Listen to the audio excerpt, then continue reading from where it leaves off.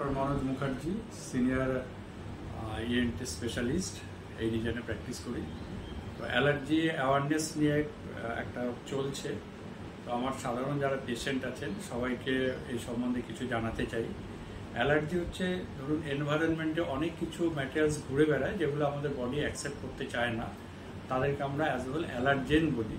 সেগুলো যখন আমাদের বডিতে ঢোকে, আমাদের বডির কিছু ইমিউনিটি রিয়াকশান হয়ে অ্যালার্জিক রিয়াকশান হিসেবে প্রকাশ পায়।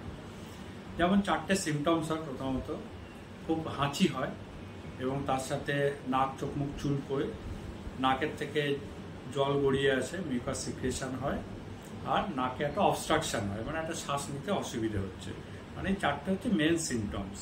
মানে আপনার নাকে অবস্ট্রাকশন হচ্ছে, নাক থেকে জল গড়াচ্ছে, খুব হাঁচি হচ্ছে এবং নাক চোখ মুখ খুব চুল করছে। এই পর্যন্ত এই সিমটমসগুলো আছে এবং এগুলো যখনই হবে আপনি কিন্তু এগুলো অ্যাভয়েড করবেন না। আপনি ডক্টরের পরামর্শ নিতে হবে। ডাক্তারবাবু আপনার কেমন স্টেজে আছেন, কী ধরনের অ্যালার্জিক রিয়াকশান আপনার হচ্ছে, তার উপর ডিপেন্ড করে আপনাকে মেডিসিন প্রেসক্রাইব করবে। সেগুলো ফলো করলে আপনি কিন্তু ভালো থাকতে পারবেন। নমস্কার।